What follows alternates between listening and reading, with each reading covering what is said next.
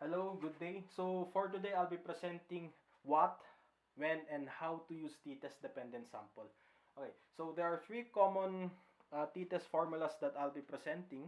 So we have one sample, dependent sample, then independent sample. So what makes dependent sample different from those two? So first, we have to define dependent sampling t-test. So it is used to compare means between two related groups on the same dependent variable. Okay, so when I introduce what is t-test in general, so remember that our independent variable should be grouped into two. So two grouping siya, no? On one sample t-test, we're comparing a sample versus a standard. For dependent sample, we're comparing two related groups or two dependent groups. So they are connected with one another. For t-test independent sample, on the next video, there we compare two unrelated or independent group. Now, from your dependent sample, paano itong related group, no? Um, t-test dependent sample is commonly used for ex post facto research design, no? So when we talk about ex post facto, technically before and after. So the grouping now would now be before and after. Or dependent sample is widely used also when we attempt to compare dates and there's a connection between those dates. So what happened on 2002? Are there any progress? The keyword there is progress or changes to 2003. So yung two grouping is 2002 versus 2003. So ganun yung dependent sample. But again, the most common would now be before and after.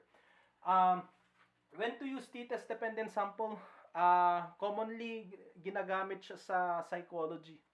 Sa psychology, lalo na sa experimental. I forgot, ex post facto tapos experimental studies.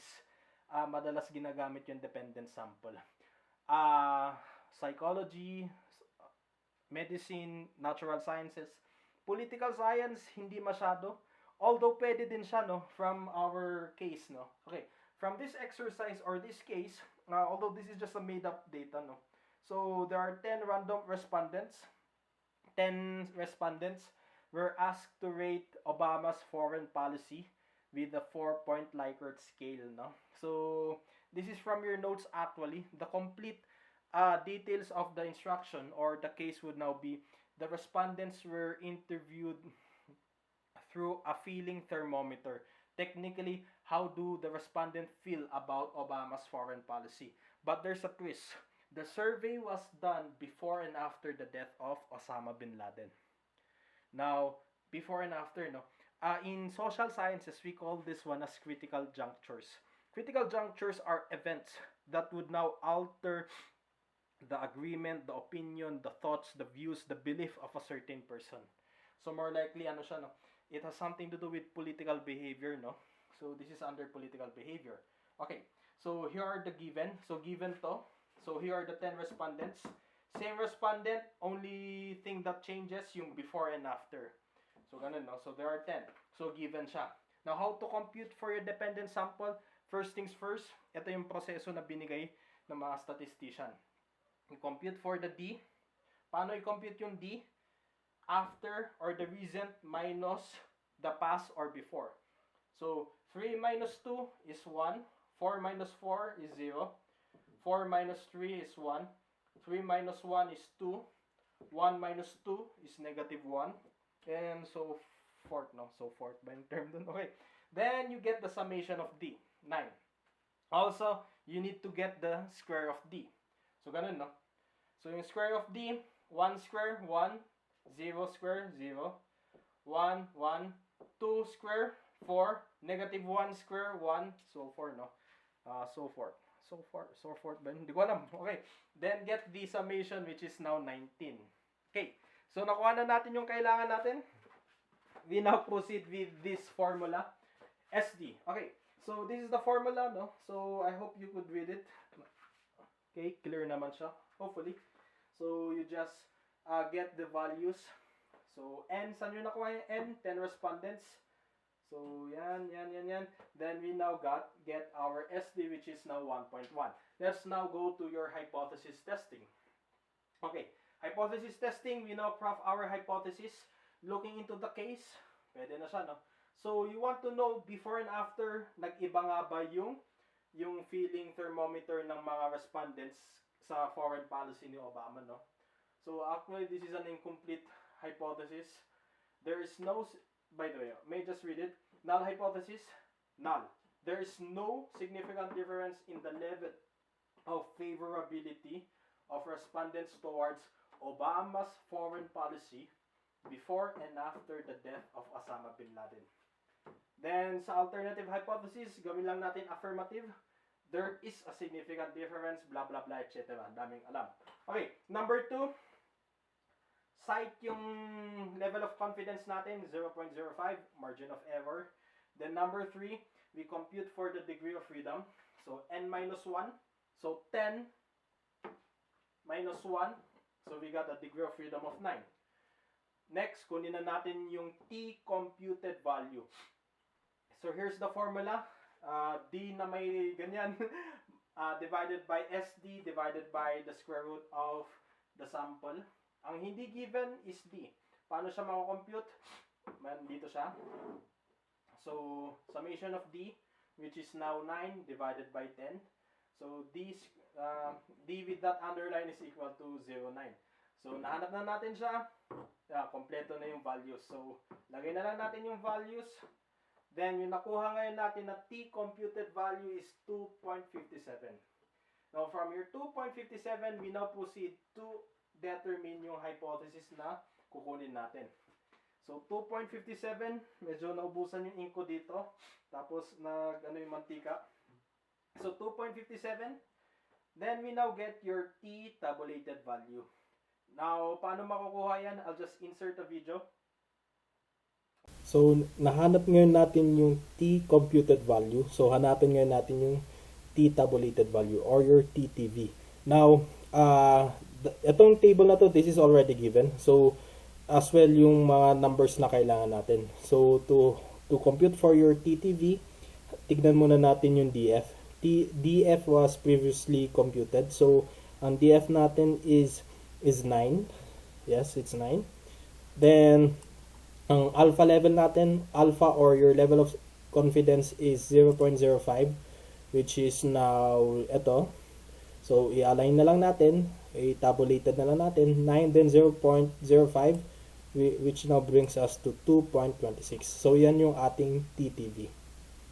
Okay, so nailagay na natin yung T-tabulated value natin.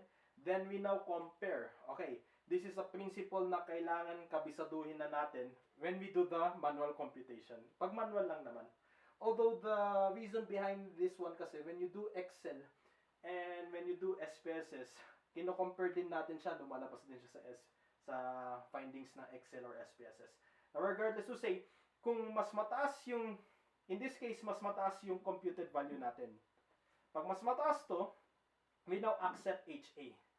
So, more likely, nasa labas siya. And we reject HO, therefore, there's a significant difference. Now, for the sake, again, kunyari, mas mataas yung tabulated value natin, we now accept HO. Baliktarin lang natin. So, pero in this case, ito yung TCV, no? So, we now accept HA, significant difference. There's a significant difference in the level of favorability of respondents towards Obama's foreign policy before and after the death of Osama bin Laden. So, in the distribution curve, itong 2.26, ito yung boundary ng critical value natin. Nandito siya. Na yung 2.57, lumagpas siya. So, nandyan yung 2.57.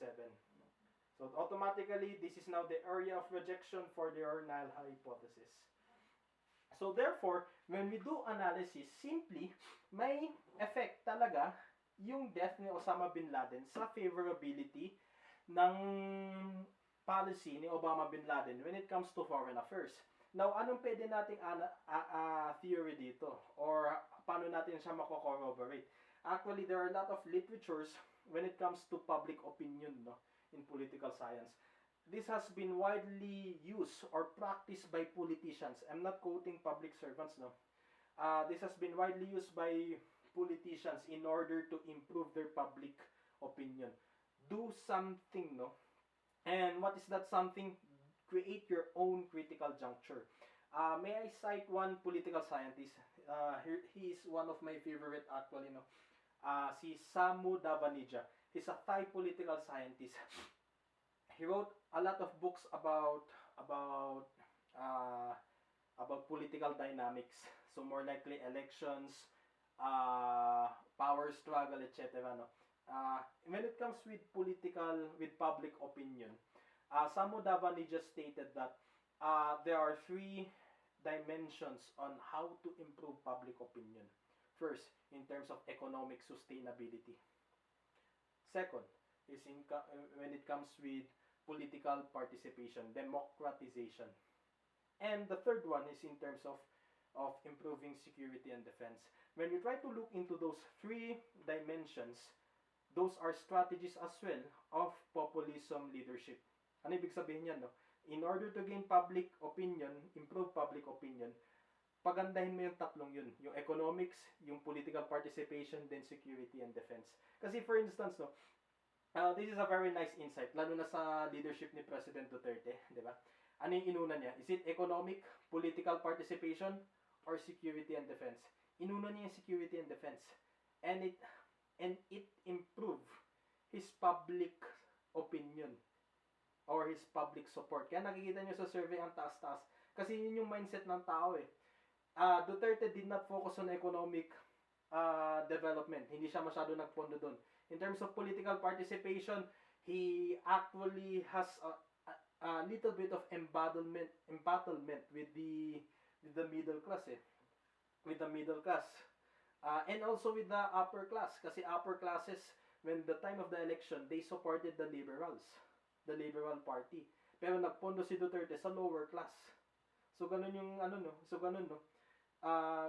yung nagiging strategy niya, no. Although aside kay Samu Davanija, ang daming literature when it comes with public opinion, lalo na with military interventions. Kaso nangyari diyan hati yung tao eh. Although with the saying we always do not listen to the sentiments of the people. Kasi look for instance in terms of Jesus, di ba? The people wanted blood. The people would always wanted blood. And sometimes sinabi nga din ni Aristotle that what if the people are ignorant? Kaya sometimes the government does not want he suggested that the government should not just listen to the majority, to the mob. You also need to listen to the three major classes. The elites, the few, and the many. Yung magtum ni Aristotle, if you, etc. Okay, basta lumalayo na ako, dami mong pinagsasabi. Okay, so technically, that's it.